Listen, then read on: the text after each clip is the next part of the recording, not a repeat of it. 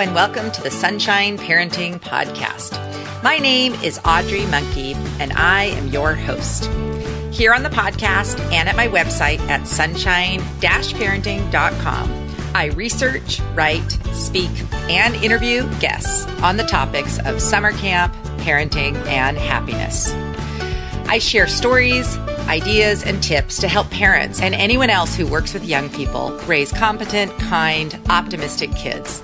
I believe that together we can raise a generation of happy, connected kids who bring positive changes to the world. In this episode of the podcast, I'm talking with Maria Horner. She is the longtime owner and director of Catalina Island Camps and a dear friend of mine who has fabulous training resources for counselors and parents. This is Jedi Mom Tricks Part 2 with Maria Horner. Enjoy. Hi, Maria. Welcome back to the podcast. Thanks, Audrey. I'm so excited to talk with you again. Your Jedi Mom Tricks was one of my most popular podcast episodes so far. That cracks me up. So this is going to be part 2 of Maria Horner's Jedi Mom Tricks. But before we get started, my husband was telling me the other day that most people don't understand what camp directors do and why you and I, who are both summer camp directors, have any knowledge about parenting or anything else. So I thought we'd just start today. Just take a minute and talk about how long you've been a camp director, a little bit of your history, and some of the things that you've learned more about over the years and with your involvement with both camp and schools, etc. Sure. So I started I started working at camp when I was in college, and then started directing right after I graduated. And so this will be my 34th summer at camp, which kind of blows me away because I don't feel like I'm old enough to have been someplace for 34 years. Like when I write that number down, it sort of freaks me out. But I think the thing, there are two things that I think have given me the knowledge, or I don't know if you'd call it that, whatever, the experience that I have. And one is just years, right? So as camp directors, we have the opportunity to work with all different kinds of kids. So I only have one child, so I've only parented one kid, one very specific kind of child. But I've had the opportunity over 34 years to work with thousands of really different kinds of kids. So I've been able to learn that when technique number 1 doesn't work with camper A, I have techniques number 2, 3, 4, 5, and 6 that I've had the opportunity to try on all different kinds of campers over the years. And so I sort of joke sometimes with parents, camper parents who I'm good friends with, that I've honed my parenting skills on your children. I also think one of the great things about being involved in the camping profession is there's a lot of professional development opportunities out there for us. So you and I both have opportunities to go to conferences every year, multiple conferences. We just came back last month. Tom and I went with 3 of our directors to the Tri-State Camp Conference in Atlantic City, and it's the largest camp conference in the world. There's like 3,000 people that go. It's hosted by the New York, New Jersey affiliate office of the American Camp Association, and because of the size of it, the kinds of speakers that they're able to attract, Billie Jean King was our closing keynote speaker, and she was phenomenal. If you've never heard her speak before, like find a TED Talk or a podcast or something. She's really inspiring and amazing. But so we have the opportunity to hear from all different kinds of people, both inspirational people like her, but then people who have done a ton of research and work in the field of youth development and, things like mindfulness and behavior management and brain science. Like it amazes me how much I've been exposed to, how much I've been able to learn through those kinds of experiences that other parents don't. Like, I know what a yes brain is. You know what a yes brain is, but right. How many parents know what that is? Right.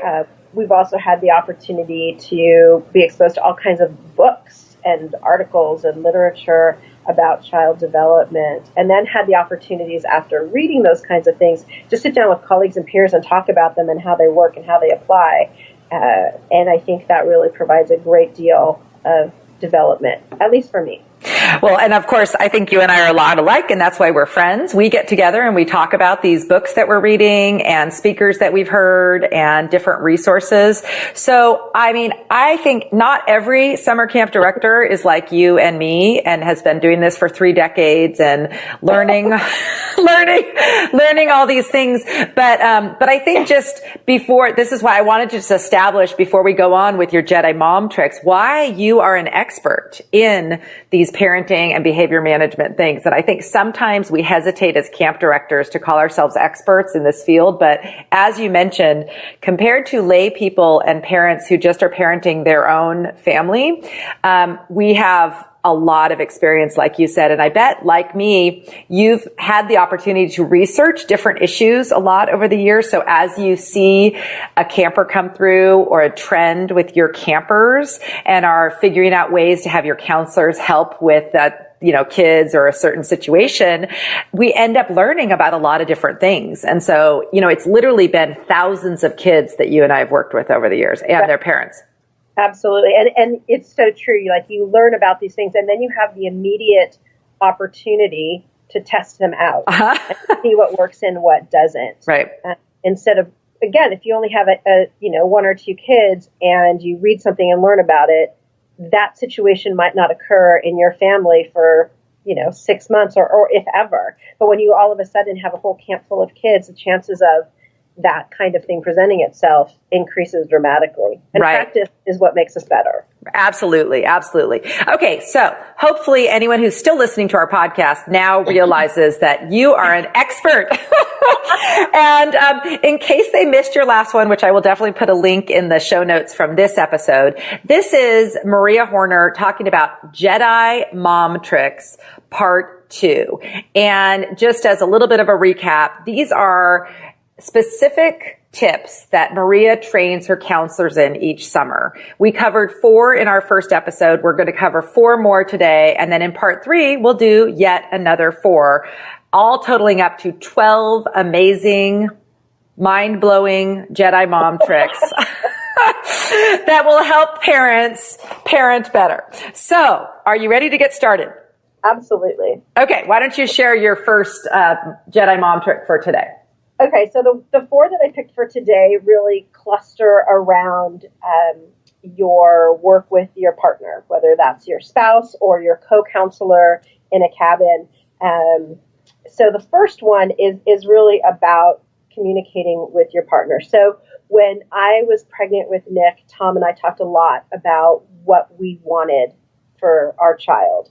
And through months of conversation, it became obvious that what was important to us was that he was a kind, compassionate, loving person. And the corollary to that was we had conversations about how it didn't matter to us if he was the smartest kid in the class or the most talented or the best athlete. At the end of the day, what was important to us was that he was nice. And so when Nick was little, we used to say to him, what's the most important thing in the Horner family? And with his little boy voice, he would say, be nice. And so, yeah, it was super cute. It's still kind of cute. Not as much though. 21-year-olds are nowhere near as cute as 3-year-olds, but whatever. So we talk a lot about that with our staff. Our staff work in partnership with, there's a cabin counselor and a specialist, and the communication between the two of them is critical. Taking time every day, even if it's only 5 or 10 or 15 minutes when the kids aren't around, to talk about what went on today, what worked well, what did you struggle with, where can I help you, what help do I need from you. That's really critical, because if you're not on the same page with whoever you're parenting or working with and leading a group of kids, all kinds of things can go wrong. And for Tom and I, having that sort of baseline of we just want him to be a good person, that really helped us if he came home with a less than stellar grade or something happened. We could go back to, at the end of the day, we have a really nice kid. And I will say, as you know, my mother-in-law lived with Alzheimer's for a number of years before she passed away about a year ago. And watching Nick with his grandmother was one of the most beautiful things I've ever seen. And there would be times when I would get so frustrated with his inability to keep his room clean or keep his schoolwork organized or whatever. And all we needed to do was go have lunch or dinner with grandma, and I could watch him interact so kindly and lovingly with his grandmother, who was asking the same series of questions over and over and over again, and he would patiently answer them while holding her hand. It was like, okay, check. We've reached, our goal has been, I don't know if succeeded, but like we've really, that message getting through and being consistent really helps. So I think that's important for cabin counselors as well, right? Like you have to know what's important and what's not. And also, everything can't be important. Exactly. And I think the other part of that is just there can be resentment if one person feels like they're the one always laying down the law about, like, you mentioned cleaning room or homework or whatever. If you feel like you're always the one having to do kind of the nagging, negative stuff, and then there's the other parent who's like the fun one, which obviously we have our different personalities, but I think with camp counselors, I see the same thing. We really have to be clear and make sure they talk about those things. And if one person likes to be the person who supervises the kids getting ready or packing or whatever, that's fine. But there needs to be communication that, okay, so now what are you going to do? What am I going to do? So that everyone feels like it's balanced and somewhat fair, even if you're doing different things. And I think parents often don't talk about that. They might say, I remember a friend of mine was talking the other day. She said, yeah, when my kids were little, I'd always be in the kitchen, like doing up the dishes while my husband was playing with them and having fun with them. Yeah. And I was like, feeling like, wait, I want to go have fun with them. So those are the kinds of things that you'd need to really talk about. So I love that you guys were so intentional about figuring out your goals and what you were looking at. You could just keep going back to that if you occasionally one or the other kind of strayed from the original goal. Right. Well, and I think it's important, and this is something I tell my counselors about all the time, is that, as parents, your day gets really, really busy and you're tired. And so taking that time to connect with who your partner is can sometimes be the last thing on your list, and it can be the thing that you scratch off or just never get to. And being able to take time each day, obviously, is what we encourage our staff to do. But, as two parents working together, just taking some time to say, what's going on with you? How is this parenting gig working out for you so far? What's been hard? What's not? I just think it's really, what kinds of things did Nick ask you to do today that you had to say no to? We didn't get mommy daddied very much, mostly because he learned at an early age that wasn't going to fly in our house. But still checking in regularly, I think, is really important. I think that's important. That's such an amazing tip, and I think something that will be really helpful to people. So good one. So we'll call that's Jedi Mom Trick, actually number 5, because 1 through 4. Right. Okay. So the next one flows absolutely from that. That in part of those conversations, you have to determine which battles you're willing to fight, right? And we tell our staff this all the time, right? You have to pick your battles. So the example that I always use with my staff about this was that Nick was an extremely picky eater as a child. I mean, there was a period of time where he basically ate grilled cheese sandwiches, macaroni and cheese quesadillas, and the occasional pasta with just cheese sprinkled on the top. I mean, he basically ate carbs with cheese. Like, those were the things that he ate. And it didn't bother me. And like Tom and I talked about it, and, his pediatrician, I mean, my child is big. Like, his growth was not stunted by poor eating habits, between the ages of 3 and 10. And he took a vitamin. He went to the pediatrician. He was healthy. Everything was fine. And we just decided that food was not a battle that we were going to have.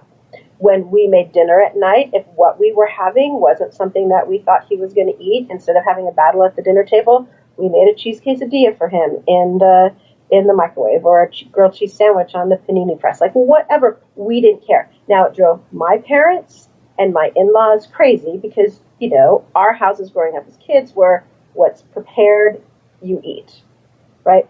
We were okay with what we did. That food thing was not a battle that we wanted to fight. And we were both on the same page about it. So when somebody else gave us a hard time about it, we were able to just smile and say, yeah, that's just not something that we worry about in our house. And the same thing was true for sleep. Like, he was a horrible sleeper until, we joke, he got a magic bed when he was 4.5, maybe 5.5. I can't remember which Christmas it was. But up until that point, every night between about 4 o'clock and 5:30 in the morning, he would wake up and he would come and get into bed with us and finish the rest of the night there. And we just decided that we didn't care. Like, we just didn't care. And for Christmas that year, he really wanted one of those lofted beds with a slide and a little fort underneath. And we said, oh, gosh, that's a big boy bed. And kids who sleep in beds like that don't get in bed with mommy and daddy in the morning. And he was insistent that he was ready for it. So we got it for him, and we put it together on Christmas Eve while he was not at home. And of course, he slept with us Christmas Eve, woke up the next morning, and the bed that was his present, right? There was a big bow on his door. And I will tell you, he never once got out of bed in the middle of the night after we got him the magic bed. But anyway, those were battles that we chose to fight, or chose not to fight, actually. But I will tell you, even though he couldn't spend the whole night in his own bed, and he only ate 4 foods, and they all had cheese in them, he was very rarely rude to other people. He was not mean. He was not, and any time that he was, those were the things that everything stopped, and we sat down and talked about it, because those were non-negotiables in our house. Like, you do not sass grandpa. That's just not what we do. And if you do it, because you're a kid and we're going to stop what's happening, and we're going to redirect that behavior. But if you want to have a grilled cheese sandwich instead of whatever's being served at the dinner table, that's okay. We talk a lot with our counselors about that too, because they don't have the benefit of having fallen in love and chosen each other as lifelong mates to raise children with, right? Mm-hmm. We like to sort of put them together and say, here are 8 kids that were raised up until this point by other people. Now you get to take care of them. But the importance of them sitting down and talking about, okay, what's important to us? Like, is a clean cabin really important? Maybe not. I don't know. And we always tell our staff, it doesn't matter. Like, the answer to that question doesn't matter as long as you both have the same answer. Right. Well, and I really like how you said it, because some parents might listen to this might say, well, wait, sleep is really important to me, or food, but it's not, that's not the question. The question is, you don't want the strife of your parenting partner to be disagreeing about things. So like you said, the important thing is just deciding, where are we on this? And let's just be a united front with our kids. So whatever we decide, and even if there are things that you disagree on, figuring out what you're going to land on so that that's what's communicated to the kids. So I love that. And even if the counselors decide, well, our cabin's not going to win Clean Cabin Award because it's just not that important to us, that's okay. That's their decision to kind of make together. But if one person is really messy and the other one's neat, and the neat one is, really upset because they want to win cabin inspection, they need to talk about that. Just like parents need to talk about, if food is really important to one parent and it's just something super important what the kids eat, then, maybe you need to agree that parent's going to be in charge of that, but you're not, or whatever. I don't know. Yeah, again, whatever it is, you're absolutely right. Like, the issues themselves are not the point. The point is that you decide as a family what's important. And I know we talked about this last time, but everything can't be important. Like, every single thing you can't feel like every single thing has to be done perfectly. You have to pick a few that are in alignment with your family's values, and then really, really be consistent with them. And the messages that you send to your kids, both intentionally and sort of unconsciously, have to be in line with that. Absolutely. I think that's a great one. Okay, what is next? So the next one I call consequences versus threats. And when Nick, or this has happened many times in his life, but I can't remember, he's like 9 or 10 years old. He did something, I don't remember what it was. And we sat down, as we did, like, we stopped what was happening and we sat down to kind of work through it. And after about 15 minutes of conversation, he just rolled his eyes and he said, Mom, I really just wish you were like other parents. And like, when I got in trouble, you'd either just like spank me or take away my phone, and then we could move on to whatever's next. Why do we always have to talk these things through? And then when he got, this happens when we have 2 camp directors as parents, like, we talk about stuff. And then when he got a little bit older, I think he was actually in high school, he again did something. He was not a perfect child by any stretch of the imagination, and we took away his phone for whatever the period of time was, as had been determined, like, if this happens, here's the consequence. And he said to me, Mom, I really wish you were like, and I'm not going to say the name of this child, but this other boy's parents, because they threaten to take his phone away all the time, but they never do. And so we had a long talk about the difference between consequences and threats, and made it really clear that in our family, we don't threaten things. Like, there are no threats in our house. However, if we say, if you do X, then Y will happen, you can bet your sweet bippy that every time X happens, Y is going to follow. And so we talk with our counselors about that a lot, because especially as a 19 or 20-year-old who doesn't have a lot of experience working with groups of kids, threats come really easily, right? Like, if you don't pick your stuff up, then you're not going to get to go water skiing, or if you don't do this, then that's not going to happen. You're not going to get dessert today, whatever. And they're things that you actually can't do, right? Like, you can't take away a program activity from a kid because they didn't pick up their dirty socks. Like, that's not how we do things. And so we have to help counselors see that if you want there to be consequences for behavior, we have to talk about what that looks like. And then you have to be consistent, both you and your co-counselor, in applying those consequences. Oh my gosh, that is so true. And I was thinking, I had a parent once call me about a situation where she wanted to know, well, basically she had threatened something that she really didn't want to follow through on. Mm-hmm. And so the threat was not to go to a family event. That was like an annual family party event that she really wanted to go to. And so her question for me is, I told my son that he wasn't going to get to go to this if he didn't do X or whatever. And so and then she was struggling because she wanted to go still. And that was another example. I think oftentimes parents do too big of threats almost, like, or whatever. Also, before you say the consequence, are you really going to follow through? If you say to your child, if you, are rude to grandma and grandpa, we're leaving the family party. Are you really going to follow through on that without a warning? Or you have to say the consequence is going to be something you actually are going to do. Right. So I think that's really important. And as you and I, we have been fortunate to be camp directors with our kids. I think our kids know that what we say is really going to happen, which, and I think that's pretty important as a parent too. And I think you can get yourself into a pickle when you kind of threaten things, but don't follow through, or then give a warning or change the consequence or whatever. It's very confusing to kids. And of course, they're just going to keep testing at that point. Mm-hmm. Another sort of example, it's kind of in line with this, is I remember when I was in high school, I didn't really, this is always kind of funny, I didn't really like kids. The only kids I ever babysat were my cousins because my mom made me. Like, I just didn't. I mean, I still think it's funny that I ended up in the career that I did. But I can remember being at my aunt's house and talking with her in one room of the house. And she had 3 kids, and they were in another room. And she called out to them to do something. I don't even remember what it was. And they didn't. And she called out again, a little bit louder, and they didn't do it. And then she stood up and she yelled, and they finally did it. And she was super frustrated. I don't know why I always have to yell to get them to do what I want them to do. And I remember thinking, I wonder how often she doesn't get to that third point.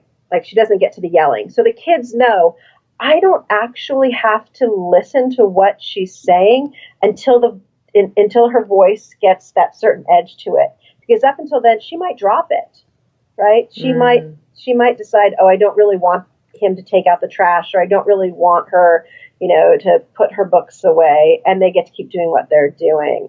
And so that was a really powerful lesson for me at a relatively young age, that that piece of consistency is really important. Nick had his 3rd grade teacher I loved. He was a first-year teacher. He was a young man, and he was a phenomenal teacher. I mean, my kid loved going to school every day, but he wasn't the most consistent. Like, he said, this is what he needed you to do in order to get this kind of grade on an assignment. But sometimes if you're the header wasn't exactly right. He let it fly. Sometimes he didn't, whatever. When Nick was in 4th grade, his teacher was uber consistent.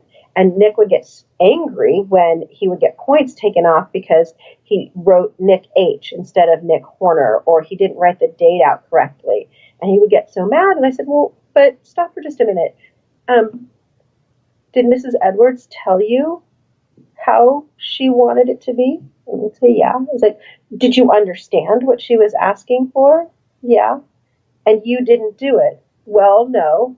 But she took points off. I was like, so she did what she said she was going to do, but you didn't do what you were supposed to do. So let's talk about why you're upset and like why you're calling her mean. She's not mean. She's being a person of integrity, right? Like she's doing what she said she was going to do. But I think kids will always roll those dice every single time. If they can get away with it once, then they'll keep trying. And side note, Nick Horner in 4th grade, I bet he started writing his whole name because he didn't want to have another 10-minute conversation with his mom about following through on. I'm sure after that long conversation, he was like, okay, I'm just going to write my name and follow the instructions so I don't have to deal with this. Anything to have another conversation with my mother about my behavior around this issue. That's so funny. Okay, so we're up to our final Jedi Mom Trick for today. So what do you have? Great. So this is actually a relatively new one, but I thought it fit with these other 3 really perfectly. We've talked a lot about non-negotiables, but the importance of there only being a few that are really non-negotiable. So that means, if you follow that logic, there are a lot of things that are negotiable, right? And so what does that look like? And so I can't take credit for this idea. I read it in an article or a book somewhere. I wish I was better at remembering where I read things, about a mom who had 3 or 4 kids. And every year on each child's birthday, she would take them out for a special lunch.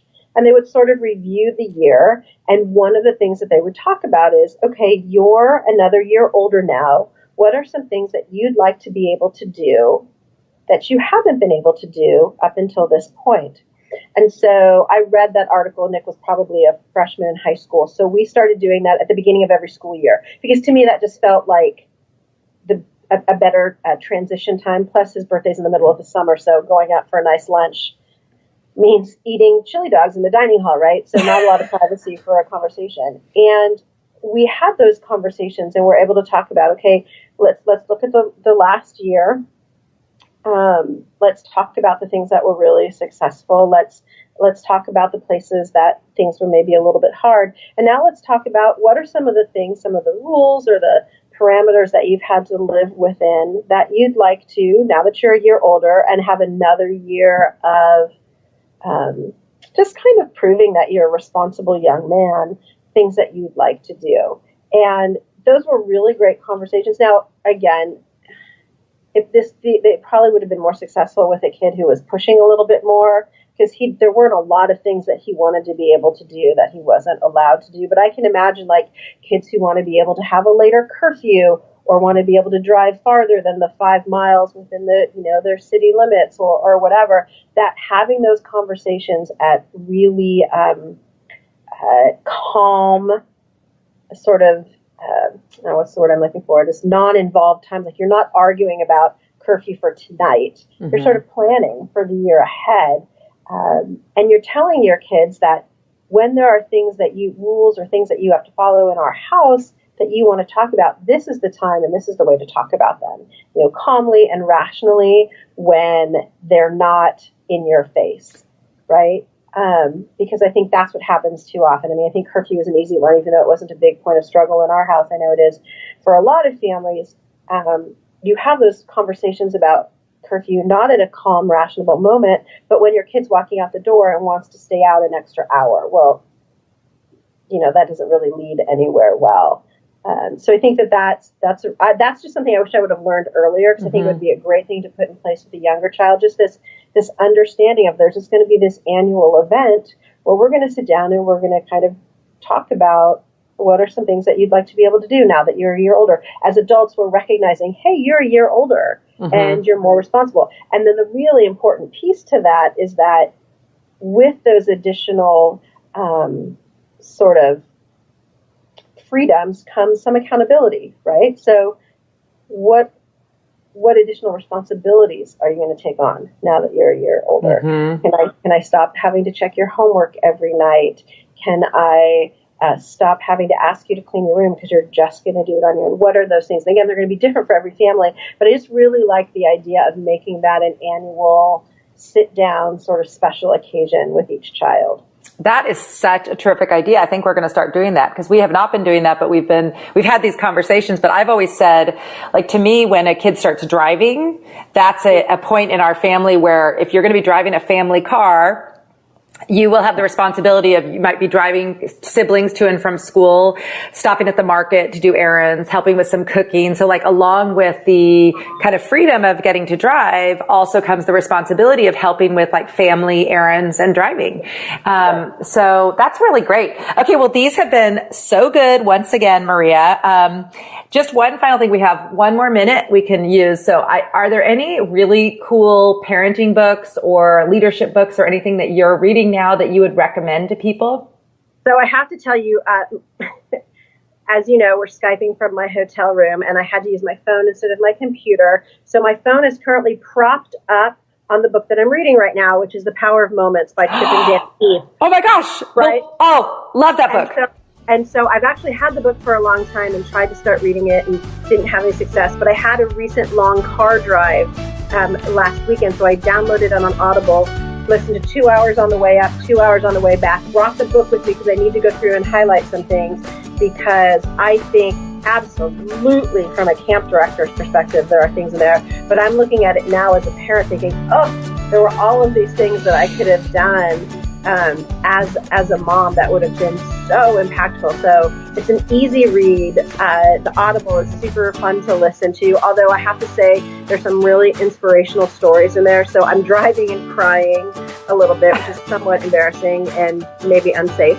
But it's a great book. Oh my gosh, that's a terrific recommendation. One I love as well, and I've posted about it, but I will for sure put links in that. Okay, Maria, this has been so great. Thanks for joining me for Jedi Mom Tricks Part 2. We will do it again soon. Thanks, Audrey. Have a great day. Thank you for joining me for this episode of the podcast. I loved chatting with Maria again about more of her Jedi Mom tricks. You can find notes about what we talked about, as well as links to Catalina Island Camps and other resources we discussed on my website at sunshine-parenting.com.